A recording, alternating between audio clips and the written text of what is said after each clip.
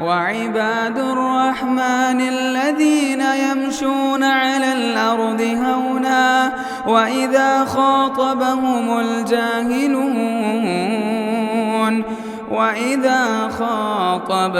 الجاهلون قالوا سلاما۔ محترم بزرگوں، نوجوان ساتھیوں، پیارے بچوں، اسلامی ماؤں اور بہنوں، ہر طرح کی تعریفات اللہ رب العالمین کے لیے لائق اور سزاوار ہے کہ جس نے ہماری زندگی میں اور ایک مرتبہ رمضان المبارک کی بہاریں نصیب فرمائی۔ لاکھوں کروڑوں درود و سلام کا نزول ہو پیارے نبی صلی اللہ علیہ وسلم کی ذات گرامی پر کہ آپ صلی اللہ علیہ وسلم نے زندگی جینے اور بندگی کرنے ہر طریقے سے انسانیت کو آگاہ فرمایا۔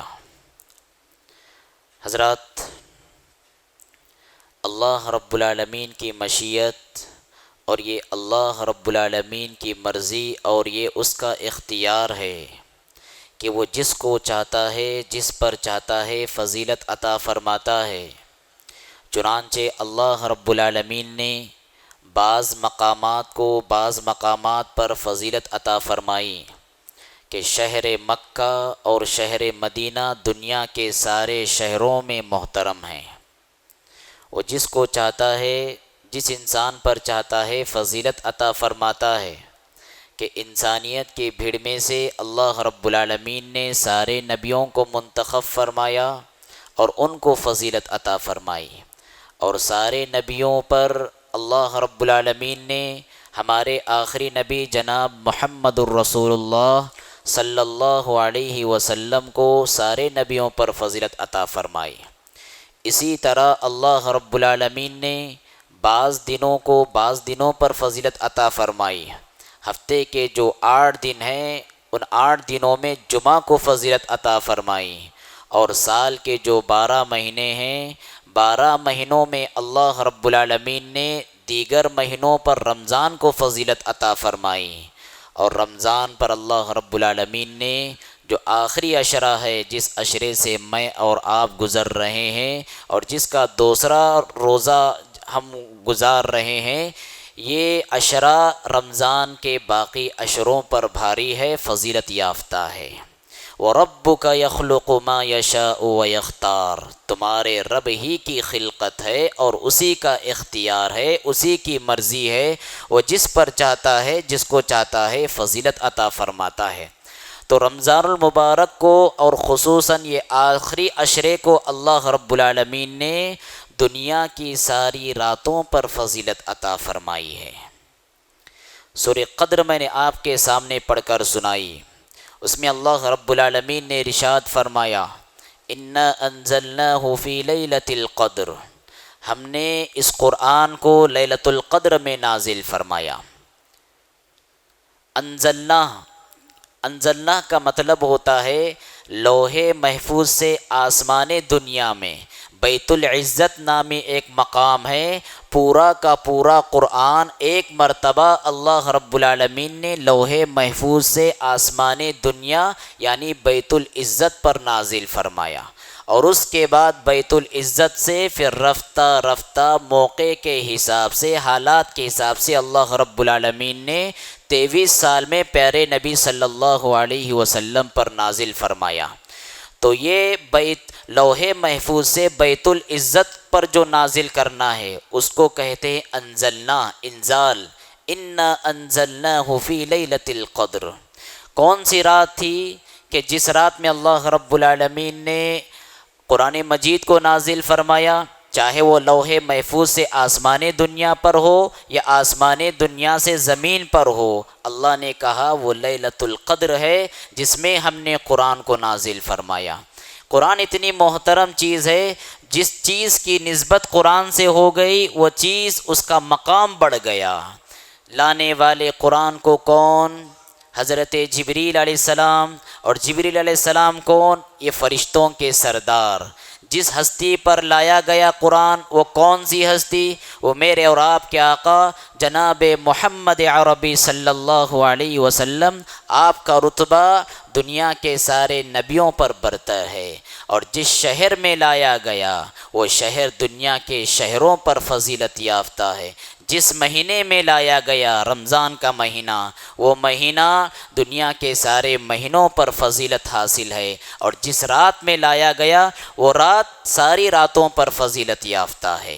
تو قرآن مجید کے ساتھ جس چیز کی بھی نسبت جڑ گئی وہ چیز محترم ہو گئی، اس کی شان دوبالا ہو گئی۔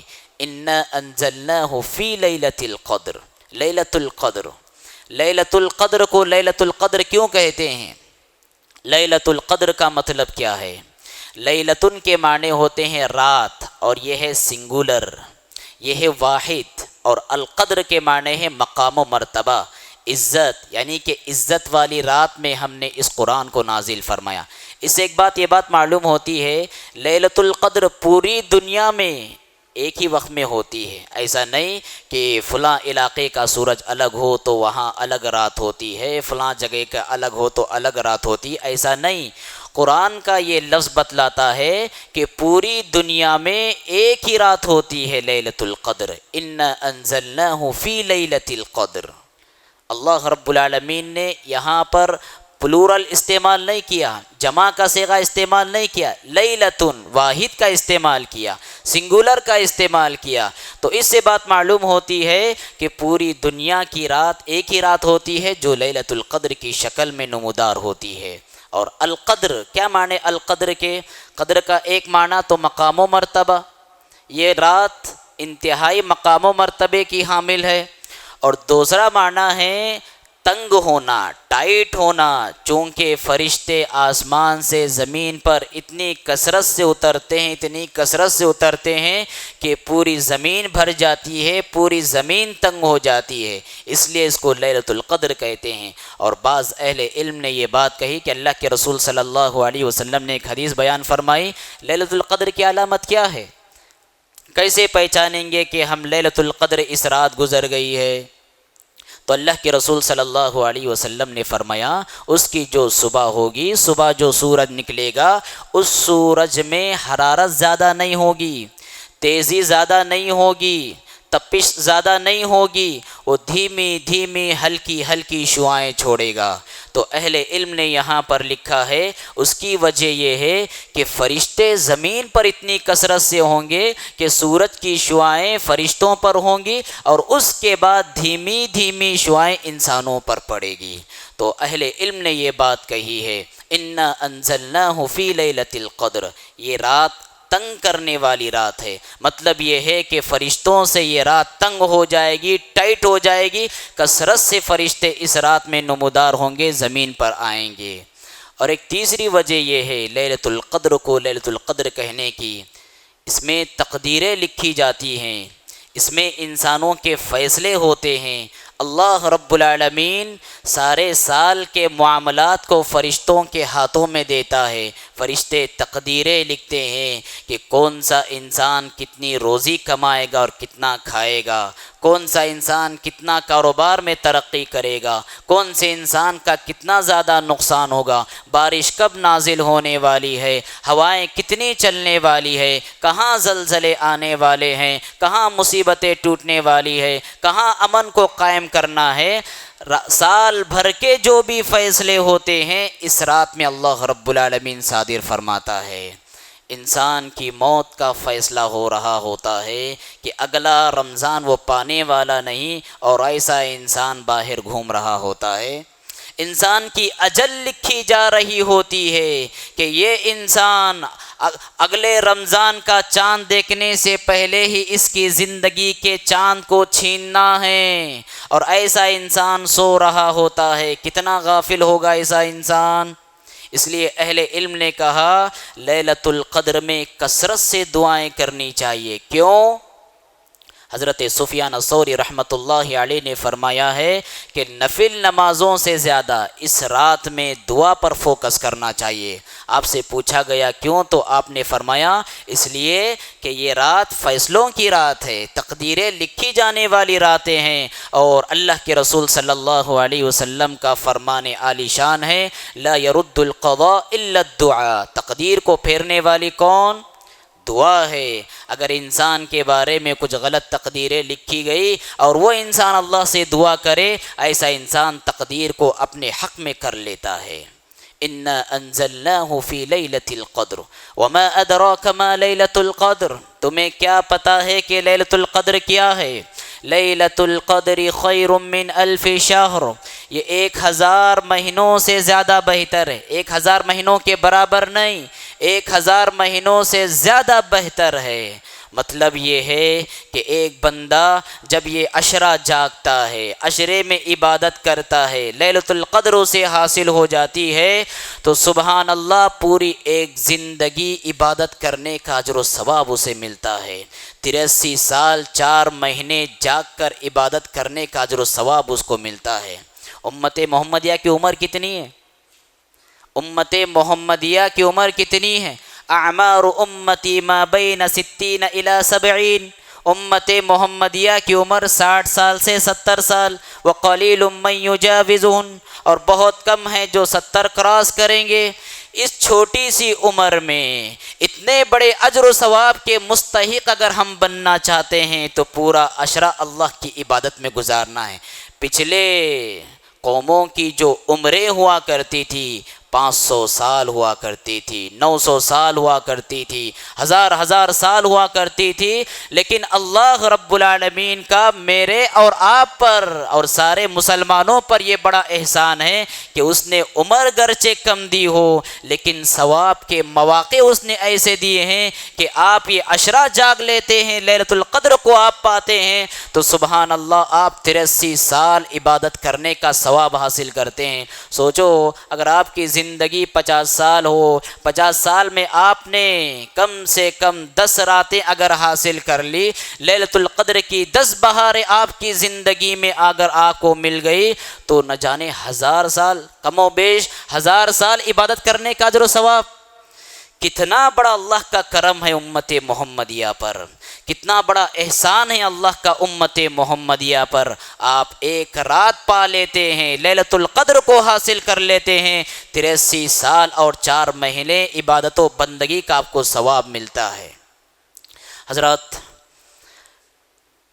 رمضان المبارک کا اکثر حصہ گزر گیا۔ بعض اہل علم کا یہ عربی میں ایک مقولہ ہے، ذهب معظمه وبقي اعظمه، بعض اہل علم کا یہ کہنا ہے، ان کی ایک کہاوت ہے ذهب معظمه، کہ اس کا ایک بڑا حصہ گزر گیا، یعنی کہ 22واں روزہ آج چل رہا ہے، 21 روزے گزر گئے، وبقي اعظمه، لیکن جو باقی ہے وہ سب سے عظیم تر حصہ ہے۔ یہ جو آخری عشرہ ہے یہ عظیم تر حصہ ہے، یہ مقام و مرتبے والا حصہ ہے، یہ باقی ہے، لیکن اکثر حصہ گزر گیا ہے۔ عقل مند انسان وہ ہے جو اس کی قدر و قیمت کو جان کر اس میں عبادت و بندگی کریں۔ ہم کیا کریں اس آخری عشرے میں؟ 2-4 عبادتیں ہیں، میں سرسری طور پر ان کا ذکر کرتا ہوں۔ سب سے پہلی اور خاص عبادت آخری عشرے کی وہ کیا ہے؟ وہ اعتکاف ہے۔ اعتکاف کیا ہے؟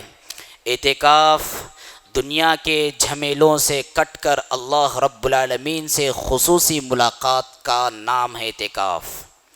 اللہ رب العالمین کے گھر کو لازم پکڑ کے اپنا تعلق اللہ سے قائم کرنے کا نام ہے اعتکاف۔ اعتکاف یہ ایک عبادت نہیں، کئی عبادتوں کا مجموعہ ہے اعتکاف، اور بندہ خلوت میں رہ کر اللہ رب العالمین کو یاد کرتا ہے، وہ نمازیں پڑھتا ہے، وہ ذکر کرتا ہے، وہ قرآن کی تلاوت کرتا ہے، وہ دعا و مناجات کرتا ہے، تنہائی میں بیٹھ کر اللہ کو یاد کرنے کا نام ہے اعتکاف۔ اور اس کی فضیلت کے لیے یہ بات ہی کافی ہوگی کہ اللہ کے رسول صلی اللہ علیہ وسلم اپنی زندگی کا آخری سال بھی اعتکاف میں گزارا کرتے تھے۔ آخری رمضان جس کے بعد کہ اللہ کے رسول صلی اللہ علیہ وسلم اس دنیا سے چلے جانے والے تھے، اس رمضان بھی آپ نے اعتکاف کیا، آپ نے اپنی وفات تک اعتکاف کیا، اس سے بڑھ کر اس کی فضیلت کیا ہوگی۔ اور سبحان اللہ، اعتکاف کی اہمیت کے لیے یہ بات بھی کافی ہوگی کہ اعتکاف انسانی زندگی میں انقلاب برپا کرنے والی عبادت ہے۔ بہت سارے نوجوان اعتکاف کا شوق ان کو پیدا ہوا، پہلے دینی مزاج نہیں تھا، دین سے دور تھے، نمازوں سے دور تھے، مسجدوں سے دور تھے، لیکن اپنے ساتھیوں کے شوق میں، اپنے ساتھیوں کے دیکھا دیکھی اعتکاف سے جڑ گئے۔ اعتکاف سے کیا جڑ گئے کہ دین کی محبت ان کے دلوں میں داخل ہو گئی، نمازوں کا پیار ان کے دلوں میں آ گیا، مسجدوں سے تعلق ان کے دلوں میں آ گیا۔ اعتکاف یہ انقلابی عبادت ہے، اعتکاف یہ اللہ رب العالمین کے عرش کا سایہ دلانے والی عبادت ہے۔ اللہ کے رسول صلی اللہ علیہ وسلم فرماتے ہیں کہ جب بندہ اعتکاف میں عام طور پہ سنت کیا ہے، خیمے لگوائے جاتے ہیں، پردے لگوائے جاتے ہیں، خیموں میں بیٹھ کر بندہ اللہ کی عظمت اور اس کی کبریائی کو یاد کرتا ہے، اور اسی یاد کے دوران اس کے آنکھوں سے آنسو روا دوا ہوتے ہیں۔ وہ قبر کے بھیانک مناظر کو یاد کرتا ہے، وہ حشر کے دہشتناک حالات کو یاد کرتا ہے، وہ جہنم کے ہولناک مناظر کو یاد کرتا ہے۔ نتیجے میں اس کے آنکھوں سے آنسو روا دوا ہوتے ہیں، جس کو دیکھنے والا کوئی نہیں لیکن عرش والا اس کو دیکھ رہا ہوتا ہے۔ اللہ کے رسول صلی اللہ علیہ وسلم فرماتے ہیں وَرَجُلٌ ذَكَرَ اللَّهَ خَالِيًا فَفَاضَتْ عَيْنَاهُ، ایسا بندہ جس نے خلوت میں میری کبریائی کو یاد کیا، ایسے بندے کے حق میں اللہ کے رسول کا وعدہ ہے، اللہ رب العالمین اپنے عرش کا سایہ اسے نصیب فرمائے گا، جس دن کے عرش کے سائے کے علاوہ اور کوئی سایہ نہیں ہوگا۔ لیکن اس کے لیے ضروری ہے حضرات، اعتکاف کے مقام و مرتبے کو سمجھنے کے لیے ضروری ہے کہ اعتکاف میں جو چیزیں رکاوٹ بننے والی ہیں یا اس کے اجر و ثواب کو جو چیزیں ختم کرنے والی ہے، ضائع کرنے والی ہے، ان چیزوں سے پرہیز کرے۔ اعتکاف میں دیکھیں بہت ساری چیزیں، حلال چیزیں بھی حرام ہو جاتی ہیں، بیوی سے آپ نہیں ملاقات کر سکتے، معاشرت نہیں کر سکتے، تو ایسی دیگر چیزیں جو حلال تھی اعتکاف کی وجہ سے حرام ہو جاتی ہے۔ لیکن بندہ حرام چیزوں کو اعتکاف میں رہ کر حلال کرے تو کتنا سنگین جرم ہوگا۔ سگریٹ پیتے ہیں نوجوان، گٹکا کھاتے نوجوان اعتکاف میں رہتے ہوئے، میں پوروں کی بات نہیں، لیکن کچھ ایسے ہوتے ہیں، موبائل کا غلط استعمال، میٹنگوں پر میٹنگیں، ملاقاتیوں کا ایک سلسلہ، اللہ سے جو تعلق قائم کرنے کے لیے آئے تھے وہ اللہ سے تعلق ویسا قائم نہیں ہو رہا، لوگوں سے تعلقات ہیں، موبائل سے تعلقات ہیں، منشیات سے تعلقات ہیں، اعتکاف بیٹھنے کا فائدہ کیا ہوگا پھر؟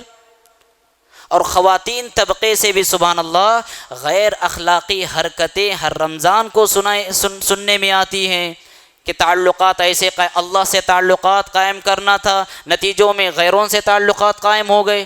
اللہ سے ڈرنا چاہیے، مسجد کی توہین ہے، رمضان کی توہین ہے، عبادت اعتکاف کی توہین ہے، اللہ کی عبادت کی توہین ہے یہ۔ تو لہٰذا بہت ضروری ہے جب ہم اعتکاف میں آئے ہمارا سب سے زیادہ تعلق اللہ سے ہونا چاہیے، زیادہ سے زیادہ نفلی نمازوں میں گزرنا چاہیے، قرآن مجید کی تلاوت میں گزرنا چاہیے، کم کھانا چاہیے، کم سونا چاہیے، زیادہ سے زیادہ عبادت کرنا چاہیے۔ تو یہ آخری عشرے کی خصوصی عبادت اعتکاف تھی۔ اسی طرح سے آخری عشرے کی ایک اہم عبادت قرآن مجید کی تلاوت۔ رمضان کا قرآن مجید سے بہت گہرا رشتہ ہے، اسی لیے اللہ رب العالمین نے رمضان کا نام ذکر کیا، ساتھ میں قرآن کا بھی ذکر کیا۔ شہر رمضان الذی انزل فیہ القرآن، رمضان کا قرآن کے ساتھ بڑا گہرا تعلق ہے۔ اللہ کے رسول صلی اللہ علیہ وسلم جبریل امین سے سبحان اللہ قرآن سنا کرتے تھے، مدارسہ ہوا کرتا تھا رمضان المبارک کے مہینے میں، اور روزہ اور قرآن بندے کے حق میں سفارش کرے گا۔ کل قیامت کے دن قرآن آئے گا اور کہے گا اے اللہ یہ تیرا بندہ جو رات جاگ جاگ کر قیام اللیل کیا کرتا تھا، قرآن کی تلاوت کیا کرتا تھا، لہٰذا آج اسے نار جہنم سے محفوظ فرما۔ قرآن اللہ سے جھگڑا کرے گا، اللہ سے سفارش کرے گا، نتیجے میں بندے کو نار جہنم سے بچا کر جنت کا حقدار بنائے گا۔ قرآن سے تعلق ہونا چاہیے۔ امام دار الہجرہ امام مالک رحمۃ اللہ علیہ آپ کا نمونہ ہمیں ملتا ہے آپ کی سیرت میں کہ جب رمضان کا مہینہ آتا تھا آپ کے حلقے درس میں ہزاروں شاگرد بیٹھا کرتے تھے. سبحان اللہ. آپ کے ایک ایک درس میں ہزاروں اسٹوڈنٹس بیٹھا کرتے تھے آپ کے. لیکن جیسا ہی رمضان آتا تھا آپ سارے درس کی مجلسیں ختم کرتے تھے اور کیا کرتے تھے؟ وَأَقْبَلَ عَلَى تِلَاوَةِ الْقُرْآنِ، قرآن مجید آپ ہاتھ میں لیا کرتے تھے اور بس قرآن مجید کو پڑھا کرتے تھے. لیکن آج مسلمان کیا کرتے ہیں؟ رمضان کا مہینہ آیا عبادت چھوڑتے ہیں، تجارت کرتے ہیں. امام مالک رحمۃ اللہ علیہ علم حدیث پڑھنے، پڑھانے، سیکھنے، سکھانے ساری مجلسوں کو ختم کر کے قرآن ہاتھ میں لیا کرتے تھے. اور بہت سارے مسلمان ایسے ہیں کہ جو دین سے دور ہو کر تجارت کرتے ہیں. سبحان اللہ. تجارت کرنا رمضان میں ممانعت نہیں ہے، لیکن آپ کی عبادتوں سے زیادہ وقت اگر آپ کی تجارت میں گزرتا ہے تو رمضان المبارک کی اس سے بڑھ کر کوئی اور توہین نہیں ہو سکتی.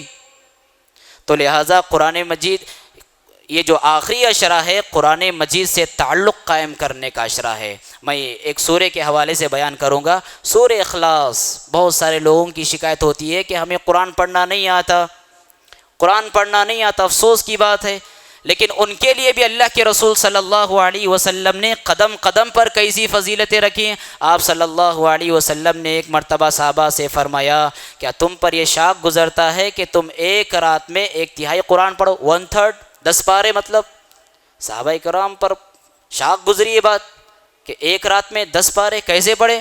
اللہ کے رسول صلی اللہ علیہ وسلم اس کے بعد صحابہ کرام کے پاس تشریف لاتے ہیں اور آپ فرماتے ہیں سورہ اخلاص قل هو اللہ احد، یہ 10 پاروں کے اجر و ثواب کے برابر اجر و ثواب اس سے پڑھنے سے ملتا ہے. سبحان اللہ. آپ 3 مرتبہ پڑھتے ہیں تو پوری قرآن پڑھنے کا ثواب. ایک ہوتا ہے جزا. جزا کا مطلب ثواب، اتنا ثواب آپ کو ملے گا. 3 مرتبہ سورہ اخلاص آپ پڑھتے ہیں قل هو اللہ احد، پوری قرآن پڑھنے کا ثواب آپ کو ملتا ہے. اور دوسرا ہوتا ہے اجزا، اس کے معنی ہے کافی ہونا. پوری قرآن کے بدلے کبھی سورہ اخلاص کافی نہیں ہو سکتا. پوری قرآن جو پڑھنا ہے پوری قرآن ہی پڑھنا ہے. لیکن اجر و ثواب کے اعتبار سے اگر دیکھا جائے سورہ اخلاص اتنی عظیم صورت ہے، اتنی عظیم صورت ہے. سبحان اللہ. اللہ رب العالمین کو بہت محبت ہے سورہ سے، اور جو بندہ یہ سورہ سے محبت کرتا ہے اللہ رب العالمین ایسے بندے کو جنت میں داخل فرماتے ہیں. حبک ایاہ ادخلک الجنہ. ایک صحابی کو اللہ کے رسول نے دیکھا کہ سورہ اخلاص سے محبت کرتے ہیں تو آپ نے فرمایا تمہارا سورہ اخلاص سے محبت کرنا ہے تمہیں جنت میں داخل کرے گا. تو قرآن سے تعلق قائم کرنے کا یہ اشرہ ہے، قرآن سے جڑنے کا یہ اشرہ ہے، قرآن مجید کی تلاوت کرنے کا یہ اشرہ ہے. اسی طرح سے حضرات ذکر، یہ اشرہ ذکر ہے، کثرت سے ذکر کرنے کا اشرہ ہے، کثرت سے اللہ کو یاد کرنے کا اشرہ ہے، یہ اپنی زبان کو تر رکھنے کا اشرہ ہے، یہ اللہ کی یاد سے اپنے دل کو معمور کرنے کا اشرہ ہے. بہت سارے اذکار آپ پڑھ سکتے ہیں. خصوصیت کے ساتھ میں 2-3 اذکار کا حوالہ آپ کو دوں گا تاکہ پڑھنے میں آپ کے لیے آسانی ہو. اللہ کے رسول صلی اللہ علیہ وسلم نے فرمایا افضل الذکر لا الہ الا اللہ. اذکار میں سب سے زیادہ فضیلت والا ذکر کون سا ذکر ہے؟ لا الہ الا اللہ. بندہ اس پر ایمان اور توکل کے ساتھ پڑھتا ہے، اس کے معنی اور مفہوم کو سمجھ کر پڑھتا ہے تو ایسا بندہ اللہ کے نزدیک محترم بندہ ہے. بلکہ دوسری حدیث میں اللہ کے رسول نے فرمایا اسعد الناس بشفاعتی یوم القیامہ من قال لا الہ الا اللہ خالصا من قبل نفسی. جو بندہ صدق دل کے ساتھ، دل کی صفائی کے ساتھ لا الہ الا اللہ پڑھتا ہے ایسا بندہ اللہ کے رسول صلی اللہ علیہ وسلم کی سفارش کا حقدار ہوتا ہے. لا الہ الا اللہ کتنا مختصر ذکر ہے لیکن فضیلت کتنی بڑی ہے. اللہ کے رسول صلی اللہ علیہ وسلم کی سفارش کل قیامت کے دن جو اتھینٹک سفارش ہے، بہت ساری سفارشی لوگوں نے بنا رکھے ہیں، وہ اتھینٹک نہیں ہے، لیکن یہ سفارش اتھینٹک ہے کہ اللہ کے رسول آپ کے حق میں سفارش کریں. تو لہٰذا اس ذکر کی آپ پابندی کریں. اسی طرح سے دوسرا ذکر ہے، چھوٹا ذکر ہے اور سب کو یاد ہے. کون سا ذکر ہے؟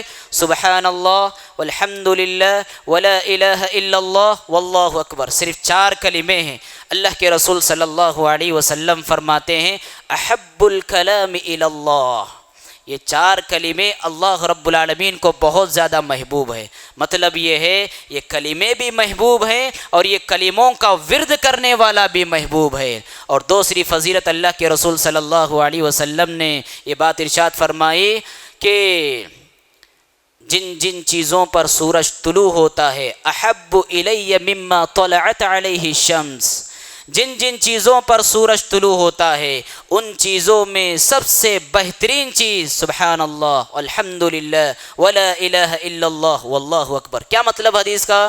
مطلب یہ ہے کہ دنیا اور وما فیہا ساری چیزوں سے بہتر یہ ذکر ہے۔ سورج کن کن چیزوں پہ طلوع ہوتا ہے؟ آسمان پہ طلوع ہوتا ہے، زمین پہ طلوع ہوتا ہے، پہاڑوں پر، سیاروں پر، بر میں، خشکی میں، تری میں، درختوں میں۔ اللہ کے رسول فرماتے ہیں سورج جن جن چیزوں پر طلوع ہوتا ہے ان ساری چیزوں میں سب سے بہترین اور میرے نزدیک محبوب ذکر کون سا ہے؟ سبحان اللہ والحمد للہ ولا الہ الا اللہ واللہ اکبر۔ بلکہ حضرت ابراہیم علیہ السلام کا تحفہ یہ، اللہ کے رسول جب معراج میں گئے حضرت ابراہیم علیہ السلام سے ملاقات ہوئی، سلام کہا اور کہا کہ اپنی امت کو سلام کہو۔ پھر حضرت ابراہیم علیہ السلام نے کہا کہ اپنی امت سے کہو ان الجنت قیعان، جنت ایک زرخیز سرزمین ہے، چٹیل میدان ہے جس میں درخت اور پودوں کو لگانے کی ضرورت ہے، آبیاری کرنے کی ضرورت ہے، باغیچے بنانے کی ضرورت ہے۔ وَإِنَّ غِرَاسَهَا سُبْحَانَ اللَّهِ وَالْحَمْدُ لِلَّهِ وَلَا إِلَهَ إِلَّا اللَّهُ وَاللَّهُ أَكْبَرُ۔ اور جنت میں باغیچے لگنے والے ہیں، وہ کیسے لگیں گے؟ وہ سبحان اللہ کہنے سے لگیں گے، الحمد للہ کہنے سے لگیں گے، لا الہ الا اللہ کہنے سے لگیں گے، ولا الہ الا اللہ کہنے سے لگیں گے۔ سبحان اللہ، یہ بندہ جب ذکر کرتا ہے زمین پر بیٹھ کر وہ ذکر کرتا ہے، جنت میں وہ درخت اگاتا ہے۔ اب آپ کے اوپر ہے آپ کتنے اپنے نام کے درخت لگوانا چاہتے ہیں اور جنت میں کتنے باغیچے آپ بنانا چاہتے ہیں، وہ آپ کے اوپر ہے۔ تو کثرت سے ذکر کرنا ہے اس عشرے میں لا الہ الا اللہ۔ اور اسی طرح سے اور ایک ذکر بڑا معروف و مشہور ہے، لا الہ الا اللہ وحدہ لا شریک لہ لہ الملک ولہ الحمد وہو علی کل شیء قدیر۔ اللہ کے رسول صلی اللہ علیہ وسلم فرماتے ہیں صبح 100 مرتبہ، شام میں 100 مرتبہ جو بندہ ذکر کرتا ہے ایسے بندے کے حق میں اللہ رب العالمین حضرت اسماعیل علیہ السلام کی اولاد میں سے 10 غلام آزاد کرنے کا ثواب، 10 نیکیوں میں اضافہ، 10 گناہوں کی معافی، 10 درجوں کی بلندی، اور پورا دن وہ شیطان کے شر سے محفوظ رہتا ہے۔ 1 مرتبہ 100 مرتبہ آپ نے کہا سبحان اللہ صبح کے ٹائم پہ، اور شام میں 100 مرتبہ آپ نے یہ کلمہ پڑھا، یہ ذکر کیا سبحان اللہ، اتنا اجر و ثواب۔ تو اس عشرے کو آپ اس ذکر میں گزاریں، اللہ کے اس یاد میں گزاریں۔ اور خصوصاً ایک ذکر اس عشرے کے حوالے سے آتا ہے، حضرت مائی عائشہ صدیقہ رضی اللہ تعالیٰ عنہ پوچھتی ہیں اے اللہ کے رسول صلی اللہ علیہ وسلم جب میں لیلۃ القدر کو پاؤں تو کیا پڑھوں؟ تو آپ صلی اللہ علیہ وسلم نے فرمایا تم یہ دعا پڑھو اللہم انک عفو تحب العفو فاعف عنی، اے اللہ تو معاف کرنے والا ہے، تحب العفو معافی کو پسند کرتا ہے، فاعف عنی میری کتاب زندگی کا ایک ایک ورق گناہوں کے دھبوں سے بھرا ہوا ہے، لہٰذا میری کتاب زندگی کے سارے دھبوں پر تو اپنی معافی کا قلم پھیر دے، فاعف عنی مجھے معاف فرما۔ تو لہٰذا یہ دعا کثرت سے پڑھیں گے آپ۔ انسان سوال کر سکتا ہے میری بہت ساری ضرورتیں ہیں، میری بیٹیوں کی شادیاں ہیں، میرے بیٹے کا جاب کا مسئلہ ہے، گھر کی پریشانیاں، فلاں پریشانیاں، صرف ایک ہی دعا کا اہتمام کیوں کروں؟ اہل علم نے یہ جواب دیا ہے اگر بندہ اللہ کی معافی کا حقدار بن گیا، اللہ کی بخشش کا حقدار بن گیا، اللہ نے پروانۂ معافی اس کے حق میں لکھ دیا، تو سمجھ لو کہ ہر خیر کا دروازہ اس کے لیے کھل گیا، اس کی ساری پریشانیاں ٹل گئی۔ لہٰذا 100 مرتبہ نہیں، 1000 مرتبہ نہیں، ہزاروں مرتبہ پڑھنے کی ضرورت ہے۔ اللہم انک عفو تحب العفو فاعف عنی۔ حضرات آخری بات جو پیغام کے طور پر میں آپ کے سامنے رکھنا چاہوں گا وہ پیغام یہ ہے، اللہ کے رسول صلی اللہ علیہ وسلم نے فرمایا تھا صلی صلاۃ مودع، نماز پڑھو تو یہ سمجھ کر نماز پڑھو کہ میری زندگی کی آخری نماز ہے، اس کے بعد مجھے نماز پڑھنے کا موقع نہیں ملنے والا ہے۔ اس حدیث کے ساتھ میں آپ سب کو یہ پیغام دینا چاہوں گا، رمضان المبارک کو گزار رہے ہو تو یہ سمجھ کر رمضان المبارک کو گزارو، ہو سکتا ہے یہ میری زندگی کا آخری رمضان ہو۔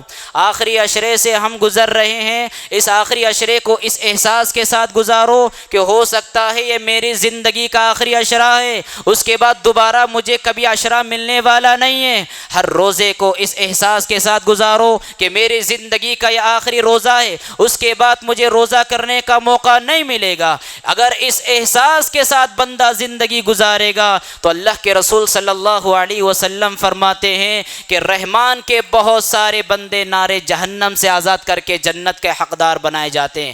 ہم سب کا جنت و جہنم پر ایمان ہے، لیکن اس کی اہمیت کا احساس ہمیں نہیں ہے۔ اگر حقیقی معنوں میں جنت و جہنم کی اہمیت کا احساس ہوتا تو آج ہماری بہت ساری تعداد بازاروں میں نظر نہ آتی۔ یہ دنیا کا سب سے بہترین عشرہ، یہ سال کا سب سے بہترین عشرہ، اور یہ سال کی یہ راتیں دنیا کی راتوں سے سب سے بہترین راتیں ہیں، جو عبادتوں میں گزرنا چاہیے تھا، جو ذکر میں گزارنا چاہیے تھا، جو تلاوت میں گزارنا چاہیے تھا، لیکن انسانیت کی ناعاقبت اندیشی پر ماتم کیجئے۔ دنیا کی سب سے بہترین راتیں دنیا کی سب سے بدترین جگہوں میں گزر رہی ہے۔ آج ہمارے نزدیک جنت سے زیادہ ہمارا لباس قیمتی ہے، اس لیے ہم اپنا اکثر اوقات بازاروں میں گزارتے ہیں۔ آج ہمارے نزدیک جنت کے میووں سے زیادہ دنیاوی میوے عزیز ہے، اس لیے آج ہمارا اکثر اوقات ہوٹلوں میں گزار رہے ہیں۔ آج ہمارے نزدیک جنت کی نعمتوں سے زیادہ اپنے جوتے اور چپل پسند ہے ہمیں، اس لیے آج ہمارے اکثر اوقات بازاروں کی زینت بن رہے ہیں۔ یہ کس قدر اللہ کی بندگی سے محرومی ہے، اور یہ کس قدر دین سے بیزاری ہے۔ سبحان اللہ، دنیا کی سب سے بہترین راتیں ہم دنیا کی سب سے بدترین جگہوں پر گزار رہے ہیں۔ حضرات یاد رکھیں، صلی صلاۃ مودع، اس عشرے کو اس احساس کے ساتھ گزارو یہ زندگی کا آخری عشرہ ہوگا۔ اس روزے کو اس احساس کے ساتھ گزارو میں ہو سکتا ہے میری زندگی کا آخری روزہ ہوگا، اس کے بعد کبھی مجھے روزہ رکھنے کی توفیق نہیں ملنے والی۔ بہت سارے محروم ایسے انسان ہیں اور بہت سارے بد نصیب انسان ایسے ہیں، رمضان آیا اکثر حصہ گزر گیا لیکن ان کی زندگی میں ذرہ برابر بھی بدلاؤ نہیں، رمضان کا کچھ بھی انقلاب نہیں، وہی رفتار بے ڈھنگی جو پہلے تھی سو اب بھی ہے، وہی منمانیاں ہیں، وہی گناہیں ہیں اور وہی شرارتیں ہیں۔ نہ عبادتوں سے تعلق ہے، نہ نمازوں کی پابندی ہے، نہ دعا و مناجات ہے، نہ صدقہ و خیرات ہے، کچھ ان کی زندگی میں تبدیلی نہیں۔ یاد رکھے ایسے انسان سب سے محروم انسان ہے۔ اب انسان نہ سدھرے تو پھر کب سدھرے، اب انسان دعا نہ کرے تو پھر کب انسان دعا کرے، اب انسان نمازوں کی پابندی نہ کرے تو پھر زندگی میں کب انسان دعاؤں کی پابندی کرے گا، اب انسان اللہ کو یاد نہ کرے تو پھر زندگی میں کب انسان اللہ کو یاد کرے گا۔ میرے بھائیوں، جیسا کہ میں نے کہا، اس رمضان کو اور اس عشرے کو اس احساس کے ساتھ گزارو کہ میری زندگی کا یہ آخری عشرہ ہوگا۔ رب العالمین سے میں دعا کرتا ہوں بار الہ ہم سب کو لیلۃ القدر کی بہاریں نصیب فرمائیں، بار الہ ہم سب کو لیلۃ القدر کو پانے والے ان خوش نصیب میں شامل فرمائیں جن کو لیلۃ القدر ملنے والی ہے۔ ہمارے روزوں کو مقبول روزے بنائیں، ہماری تراویح کی نماز کو مقبول تراویح کی نماز بنائیں، ہماری دعاؤں کو مقبول نمازیں بنائیں، ہم نے جو جو عبادتیں کی ہیں ان ساری عبادتوں کو مقبول عبادتیں بنائیں۔ بار الہ ہم سب کی مغفرت فرمائیں، ہم سب کو نار جہنم سے آزاد فرمائیں اور ہم سب کو جنت الفردوس کا حقدار بنائیں۔ ہمیں معاف فرما، ہمارے والدین کو معاف فرما، ہمارے گھر والوں کو معاف فرما، سارے مسلمانوں کو معاف فرما۔ اقول قولی ھذا واستغفر اللہ لی ولکم ولسائر المسلمین فاستغفروہ انہ ھو الغفور الرحیم۔ مسجد عباد الرحمن کے پلیٹ فارم سے ہونے والی دعوت و تبلیغ کے مشن کو آگے بڑھانے میں ہمارا بھرپور ساتھ دیں۔ علم و عمل سے ناطہ جوڑنے کے لیے اہل علم سے جڑیں۔ مسجد عباد الرحمن کے یوٹیوب چینل کو سبسکرائب کریں اور آگے شیئر کرنا ہرگز نہ بھولیں۔ فجزاکم اللہ